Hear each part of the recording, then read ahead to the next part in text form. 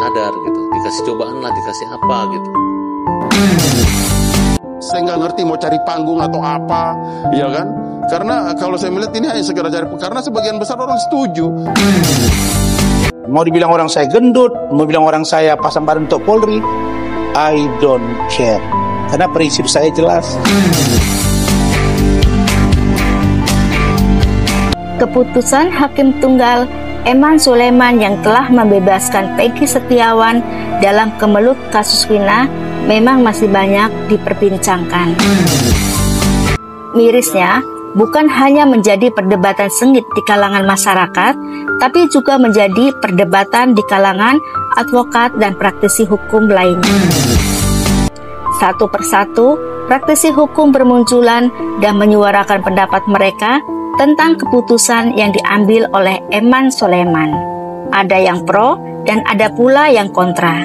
Di antaranya, satu nama yang mencuri perhatian yaitu Rasman Arif Nasution. Bukan tanpa sebab, belum lama ini ia terang-terangan akan melaporkan Hakim Eman Sulaiman ke polisi. Lantaran ia menganggap keputusan itu telah menyalahi aturan. Tanda tanya masyarakat tentang kemunculan Rasman pun bukan berasal dari situ saja. Pasalnya, berbeda dengan advokat-advokat lain yang berkomentar Rasman Arif Nasution tergolong tidak memiliki kepentingan apa-apa dalam kasus ini. Karena dirinya bukanlah kuasa hukum dari keluarga korban maupun pihak terpidana yang kini mengaku sebagai korban salah tangkap. Sontak saja, aksi Rasman pun mengundang banyak pertanyaan, terutama dari sederetan pengacara yang terlibat langsung dalam kasus ini. Lalu seperti apa para advokat dalam kasus Vina menanggapi kemunculan Rasman Arif Nasution? Dan bagaimana pula pesan dari Farhad Abbas terkait hal itu? Saya berharap mereka itu sadar gitu, dikasih cobaan lah, dikasih apa gitu. Saya masih mampu menghadapi, karena ilmu saya ini ilmu berbuat baik gitu. Kalaupun saya lawan penjahat, penjahat itu akan kalah. Otak-otak jahat mereka itu akan kalah dengan kepintaran, kebaikan, kecerdasan saya gitu. Mulai saat ini pengacara-pengacara yang kalah taruhan menyatakan Peggy akan dihukum itu adalah sudah kita anggap bukan pengacara lagi lah. Mereka itu sudah selesai karena sudah kalah, udah KO. Jadi lawan kita bukan yang kalah.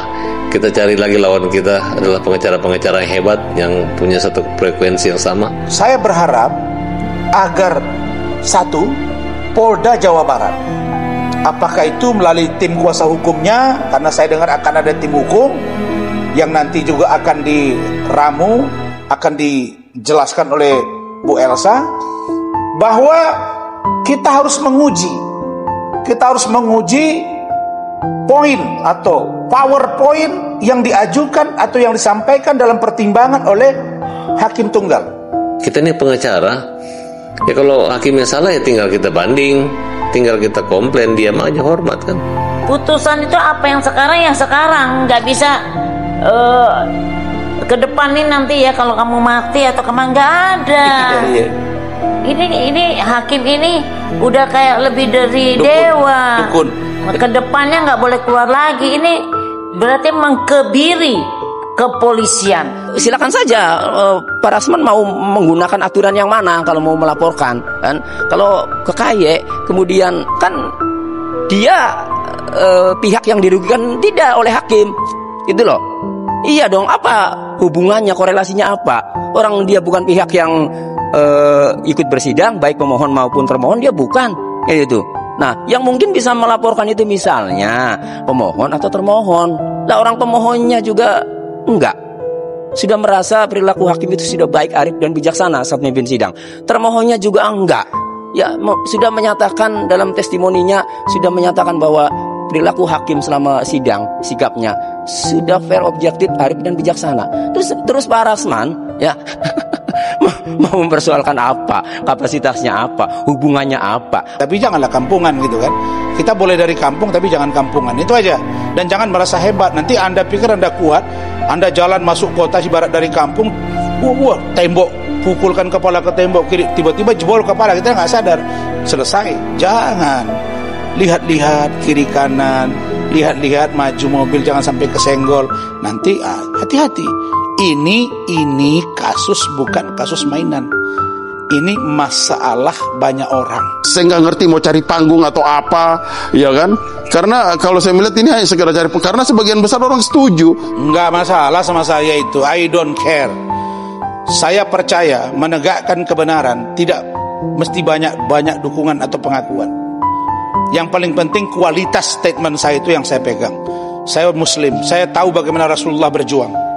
Dihina, dicemooh, bahkan mau dilempari, maju terus dia. Karena kebenaran tidak akan pernah tertukar dengan kejahatan. Tapi butuh proses, butuh siasah, butuh strategi, butuh keberanian, butuh networking, butuh jaringan, butuh kejujuran, butuh kecerdasan, butuh keikhlasan. Setelah itu tawakal Allah, bertawakal pada Allah. Sudah.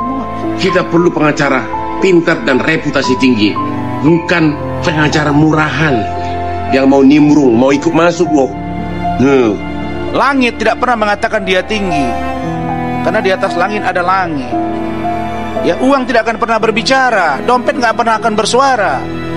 Nggak usahlah bilang. Yang setahu saya, yang dia bilang selalu dia si pengacara beling-beling, dia bilang pengacara internasional, banyak duit, kaya, sudah terlalu sukses. Saya lihat nggak masuk dia orang terkaya 100 besar Indonesia, nggak ada. Nggak ada. Kalau dalam ajaran yang saya pahami, qanaah, menerima apa yang ada, merasa cukup dengan apa yang ada, dan tidak merasa kekurangan dengan apa yang dia terima dari Allah SWT.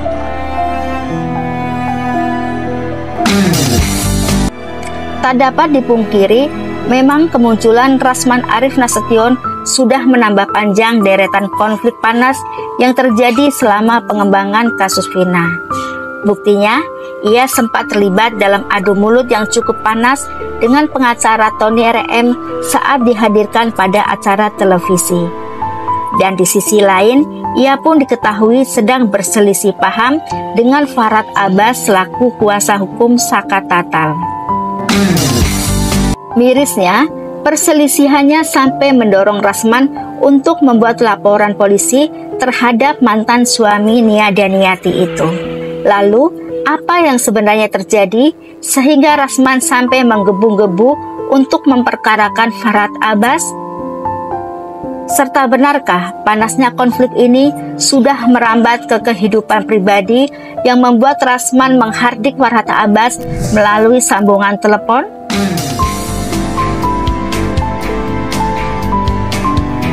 Kalian tuh mulutnya itu, kalau kita tuh mereka berani itu, kayak ada Ran itu berani, dia telepon saya dibilang itu kan apa sih ini gitu kan.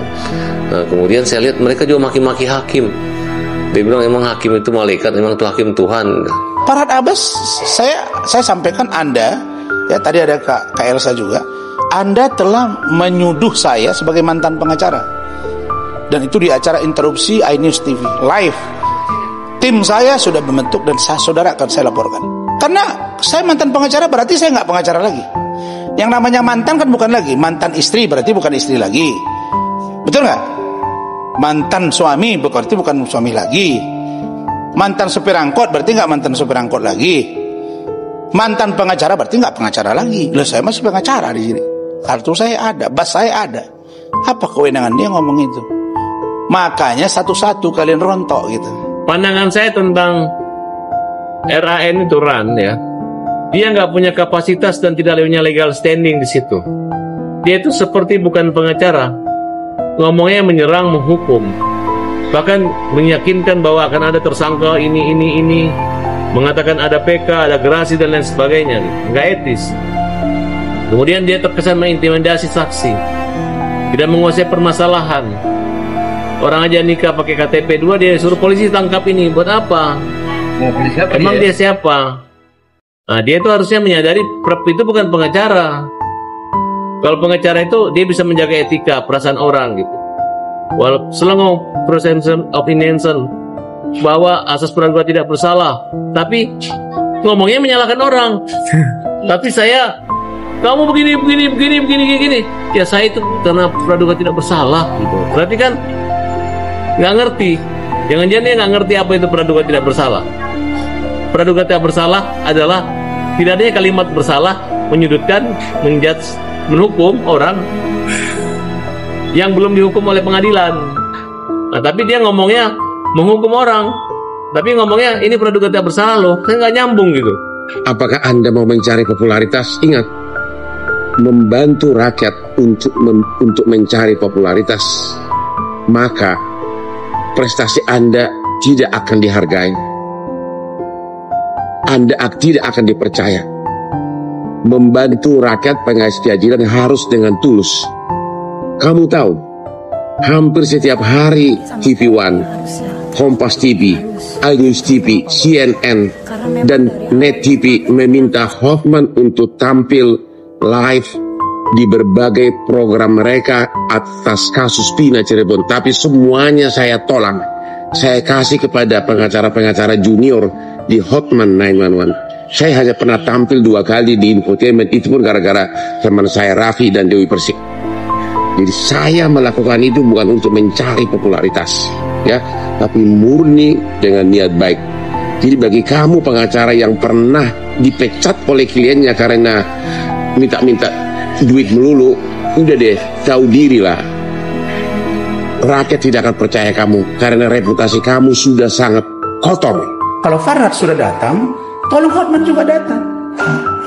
Nah, tolong Hotman juga datang. Spektor, ini waktunya kurang nih. Nanti saya akan minta tolong ke pihak produser Aimang supaya Farhad dihadirkan, supaya waktunya lebih apa ya Bu ya, lebih longgar kita berdialog tentang pemikiran. Ya Farhad juga enggak apa-apa, undang saya lagi. Nah, kemudian dengan Hotman enggak apa-apa. Bila perlu 2 di situ, ada Hotman, ada Farhad, saya sendiri, enggak apa-apa. I'm sure. Saya berpikir tidak akan pernah lumpuh kemampuan kamu meski kamu berhadapan dengan 1000 orang. Nah, kadar intelektual seseorang diukur bagaimana dia berargumen dan data yang disampaikan valid dan logik. Itu saja. Kalau saya tidak akan pernah mundur dari hujatan netizen dan orang lain. Saya akan mundur kalau apa yang saya pikirkan itu tidak benar. Tapi saya akan maju terus sepanjang saya yakin itu benar, saya akan maju. Itu saya. Di sisi lain, sikap vokal Rasman Arief Nasution dalam mempermasalahkan kebebasan Peggy Setiawan rupanya sampai pula ke telinga praktisi hukum kondang Alvin Lim. Tak tanggung-tanggung, Alvin Lim bahkan menganggap Rasman Arief Nasution telah membela aparat berwajib secara mati-matian. Dan Alvin Lim pun mempertanyakan maksud dan tujuan Rasman dalam melakukan serangkaian aksinya membela polisi di depan halayak umum. Lalu seperti apa Rasman menanggapi hal itu? Dan benarkah Alvin Lim menilai Rasman seolah menutup mata dari kemungkinan adanya oknum nakal yang berkeliaran dalam kasus Vina? Kita lihat Rasman itu tiap kali selalu belain polisi.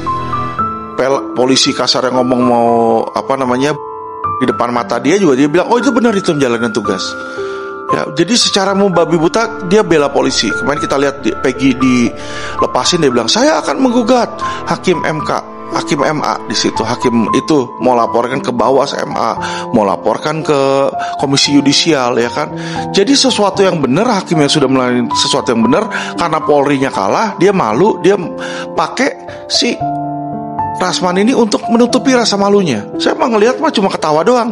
Percuma lu jalanin semua di situ kalau eksekutifnya yaitu kepolisian tidak mau menjalankan dengan benar. Polisi itu nggak usah dibela.